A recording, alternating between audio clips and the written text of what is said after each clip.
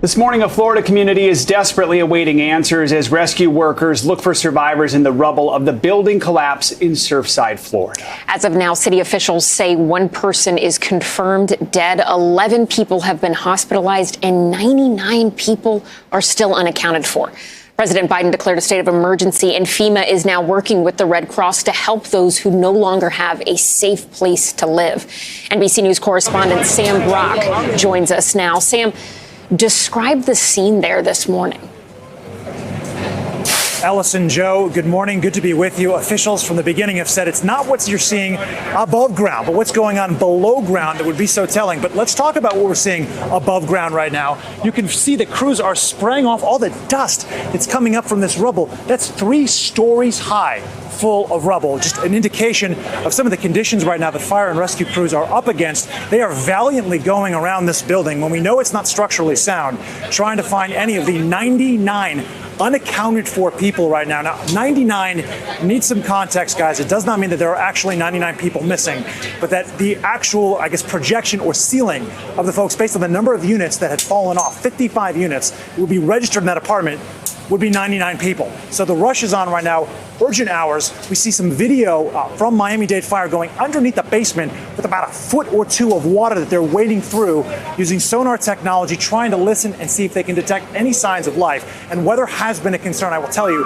the wind is so strong right now, the tent that is above me, right above me, was almost lifted up and thrown away simply by how strong that is. There were audio scanner signals yesterday talking about debris falling from the building and telling fire crews to take shelter. So they are trying to thread a needle right now between safety and urgency as the window is closing to try to recover anyone that might be underneath that rubble. Joe and Allison? Sam, we talk about the 99 who are unaccounted for at this point. What are you hearing from the family and friends of those who are looking for loved ones who haven't heard from someone who they know lived in the building or may have been inside the building? As you would imagine, they are desperate because it's now been over 24 hours of this, and they have a hotline, they have a reunification center. That's not really a replacement for information about where their loved ones are, and this has been going on. They are holding their breath, hoping they'll be able to reconnect with those loved ones. But we're talking about families from all over, guys. Paraguay, Venezuela, Colombia, Argentina, certainly people that came from the northern part of the United States down here that relocated. And we're told that that building was largely full, according to the Surfside mayor, when this collapse happened. These family members are at wit's end right now, hoping for more information. They've actually expanded the number of hotlines to call to get it. But until we have an update on what's actually going on with the search and rescue operations, those hotlines aren't very helpful. Guys? Yes, Sam, obviously the priority, it's been emphasized by officials there that the priority right now is just trying to save as many lives as possible, trying to get answers for those families and identify and locate those 99 unaccounted for. But do we have any sense of when we might get more information, maybe some answers from officials in some sort of public capacity at a press conference or anything like that? Yes and no. So there's an 8 a.m. press conference that's scheduled, and that probably will have Mayor Danielle Levine-Cava from Miami-Dade County and certainly Miami-Dade Fire and Rescue. But the caveat here, Ellison, is the fact that they've had several updates just in the last 12 hours. There was one at 8 o'clock last night, 4 or 5 in the afternoon prior to that. Once we found out there were 99 unaccounted for and 102 accounted for last night, there have been no material changes. So maybe we find out that all of this overnight work has led to a miracle or a rescue. That would be amazing news, but past history indicates that it's probably just going to be, we're continuing to go through right now and try as hard as we can to find those loved ones. Guys? All right, Sam Brock reporting from Surfside, Florida. Sam, thanks so much. Appreciate your reporting. Thank you, Joe. Appreciate it. It's sentencing day for Derek Chauvin, the former Minneapolis police officer convicted of murdering George Floyd.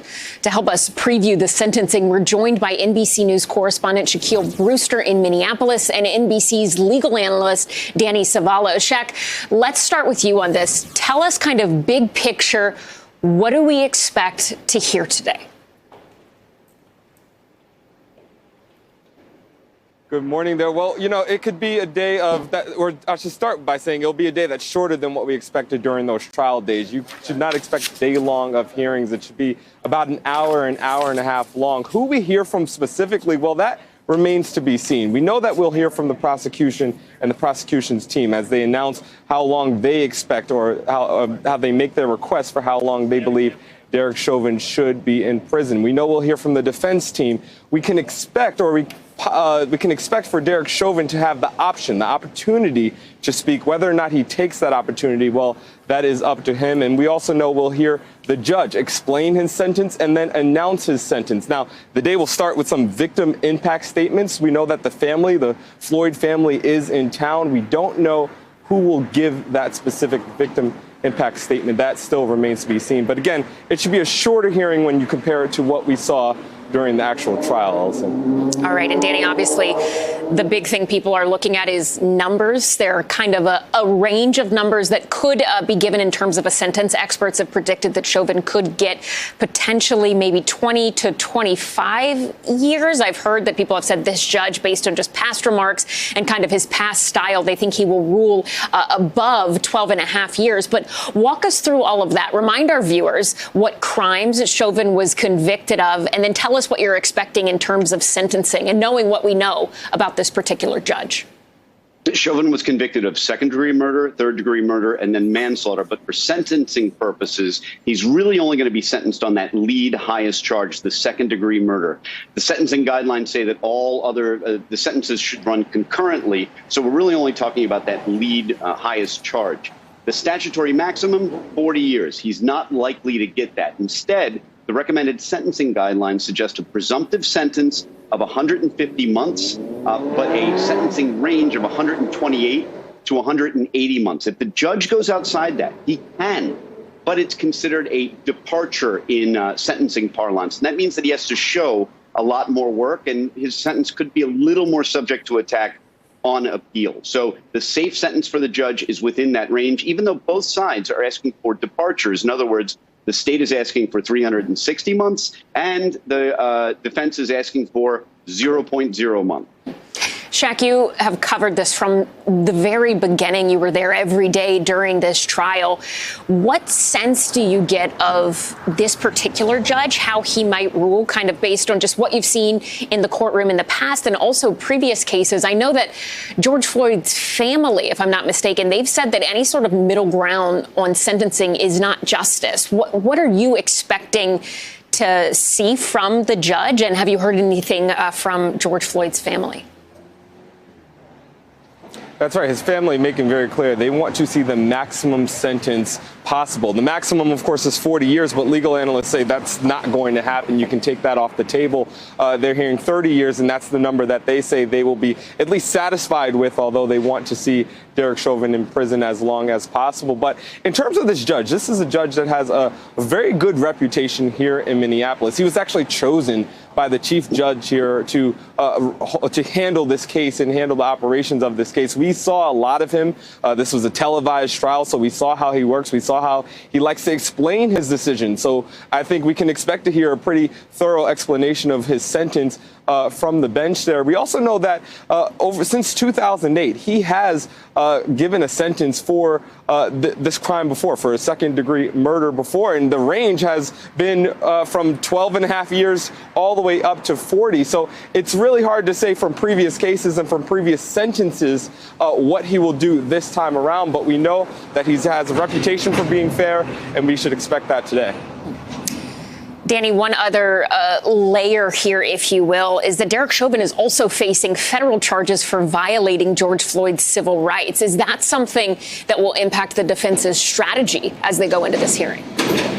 Generally speaking, you deal with the case before you. The goal today is to get Chauvin the lowest possible sentence for the defense. Will they get 0.0 months at a probation only? Probably not. But in their view, the prosecution's asking for double the presumptive sentence. So they're probably trying to counter what they perceive as an unreasonable request with their own unreasonable request. The judge is not likely to fully grant either side's request. More than likely, this judge, at least if I were the judge, I'd play it safe, stay within the guideline range. If you really want to launch him, sentence him to the high end, 180 months, and then no one can really question what you did, at least legally. Okay, and Shaq, last question here.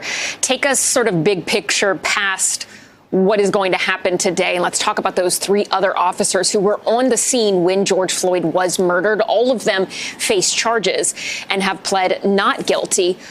What is next for them? Do we know? Well, Ellison, you probably heard me say during the trial that we had another trial coming up. And for the 3 other officers, former officers, that was initially planned for August, but their trial has since been moved to next March. Part of the reason why the judge explained he moved this trial is because they're also facing those federal civil rights violations, those charges from the federal grand jury that Danny just mentioned. So we expect to see them in court dealing with that in July. So just a month away from now. We'll still see when that plays out and how that trial plays out. We don't have a specific timeline for that. All right, Shaquille Brewster, Danny Vallis, thank you both so much for your time today. We want to head back to Surfside, Florida. The town is waking up to many unanswered questions this morning.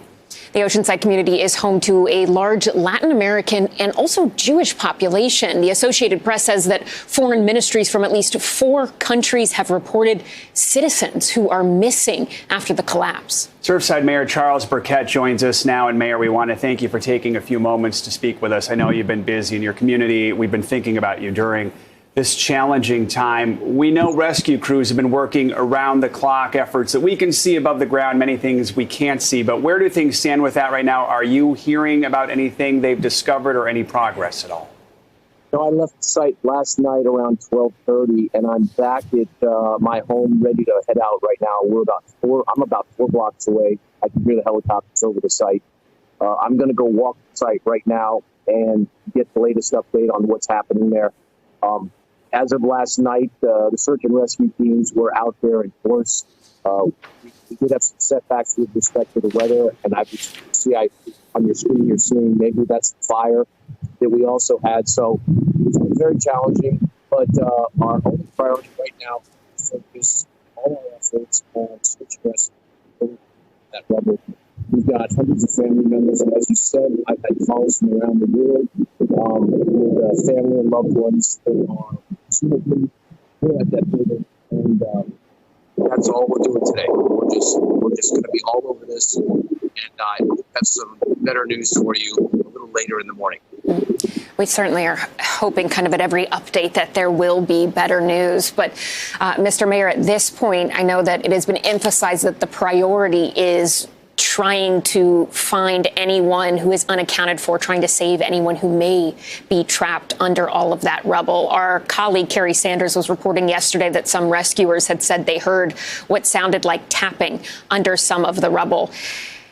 Is this still a search and rescue mission, or is there concern at this point as the time ticks on that we could be switching to potentially a recovery mission? Mentally, emotionally, and in all other aspects, this is a search and rescue operation at this point, and it will continue to be so. We have no intention of stopping that. We owe it to the families, and we are going to pull everybody out of that rubble that we possibly can alive. And we know it's early, and you've been asking the same questions many of us have. How does a building just suddenly fall down out of nowhere? What do you think needs to happen? What's the process you want to see moving forward as they try to determine the cause of the collapse and try and give, I guess, the community and everyone out there a realistic timetable? How long is it going to take to get answers? Well, listen, I think that is on everybody's mind. And, buildings do not fall down in America. This is a first world country. That's a third world phenomenon. There's something very wrong here, and we are going to get to the bottom of it. But today is not that day. Today is a day to pull people out of that rubble and to do everything we can to reunite families. So, we're not focused on that at all. Focus is strictly on saving lives, and that's what I'm headed over to do right now. Mr. Mayor, really quickly before we let you go, what is your message this morning to the family, the friends of those 99 people who are unaccounted for? What do you want them to know today? Well, the first thing I want them to know is that we don't have an accurate count right now of the number of people that may or may not have been in that building. But I want them to know that every single resource we have right down from the White House. National resources, President Biden has committed, Governor DeSantis, we have our senators, have Debbie Watson-Schultz, we have our county government, the mayor, Cava. And as you can see in the pictures there, we are not limited by resources. We are only limited by the luck that we need to find these people. So we need to just stay focused on that effort, and that's what we plan today, tomorrow, and the next day. All right, Mayor Burkhead, thank you so much for taking a few moments to speak with us. We're thinking of you and everyone in your community as the day progresses. Moving on, a new analysis from the Associated Press shows nearly all COVID-19 deaths in the U.S. are now among people who were not vaccinated. It's more evidence that the vaccines are working. And as the AP puts it, an indication that deaths per day, now down to under 300, could be practically zero if everyone eligible got the vaccine. Here's a reminder of how far the death rate has fallen this year. Back in mid-January, 1 month into vaccinations, the U.S. reached a peak of more than 3,400 COVID deaths daily. NBC News Now correspondent Isa Gutierrez is here to break down these figures more. So, Isa, what else does this analysis tell us about how effective the vaccines are? Good morning, Joe. This analysis looks at CDC data from May.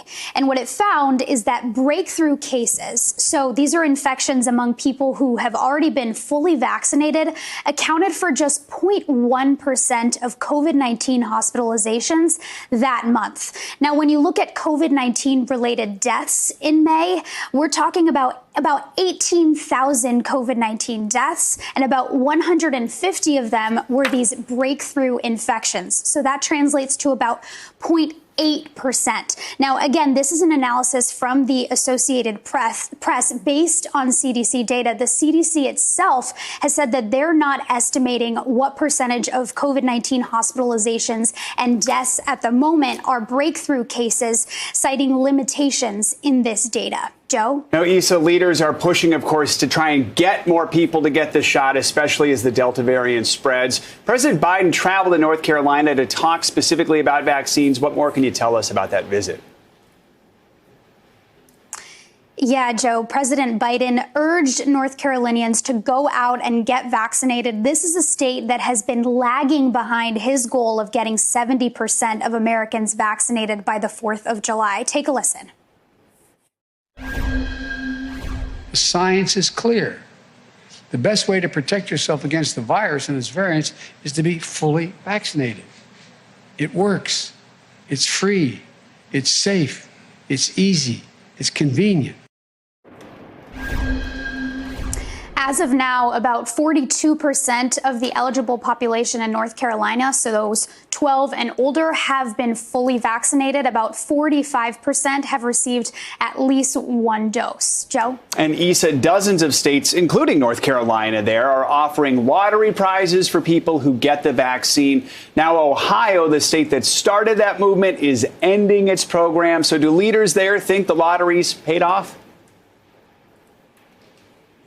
Joe, initially in Ohio, let's take that as an example since it was the first state, Governor DeWine said that there was a boost in vaccinations after the announcement. So that initial week in May, they saw a 43% increase in shots. However, since then, the vaccination rate has gone down week by week, and the state has not been able to reach the 50% threshold. Right now, about 44% of the eligible population there has been vaccinated.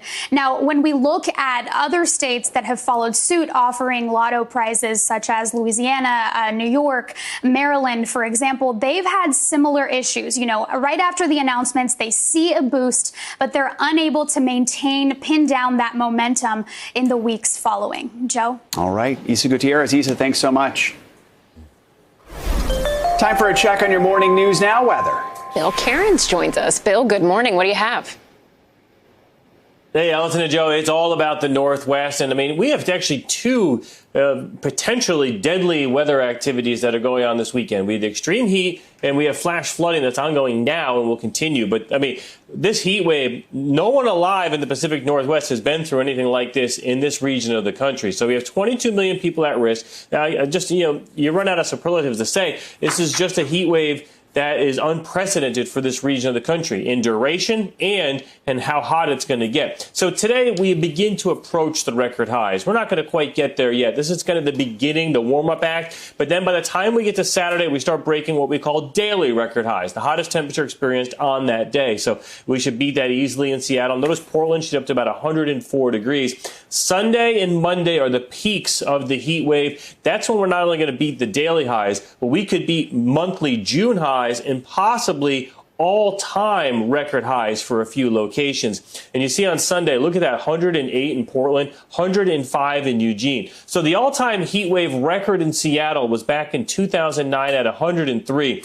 Right now, they are forecasting 102 on Sunday and 103 on Monday. So we have 2 shots at the all-time record. And this would be the first time in history that Seattle will have back-to-back 100-degree days. And for Portland, the all-time record high is 107. It looks like Saturday and Monday will be in the hundreds, but lower than that. If we're going to break the all-time record in Portland, it would be on Sunday with 108. That's crazy to have 3 days in a row that warm. And typically it's 77 degrees in Portland. And then the other weather story, which is still developing at this hour, we have numerous locations in Missouri under flash flood warnings from St. Joseph down to Columbia. Kansas City and St. Louis are also in the flash flood watch, but 20 million people are going to be impacted by this over the next couple of days. And watch out from Peoria to Chicago and in Michigan too. We could see upwards of 3 to 5 inches of rain as we go throughout the weekend. So there's the forecast. I almost feel guilty, guys, being in the Northeast and having just absolutely gorgeous, picture-perfect summertime weather. We're the exception. The rest of the country is going through extremes. It's mind-blowing looking at numbers. You said what, normally in Portland, 77 is the high, and we're looking at 108? Yeah. All right, well, thank you so much. The important numbers is who. Yeah, all right. The important numbers actually is only 30% of people in Seattle have AC, 70% in Portland. So we'll see how that plays out. All right, we hope everybody stays safe there. Thank you so much, Bill. We appreciate it. Yeah. Hey, NBC News viewers, thanks for checking out our YouTube channel. Subscribe by clicking on that button down here and click on any of the videos over here to watch the latest interviews, show highlights, and digital exclusives. Thanks for watching.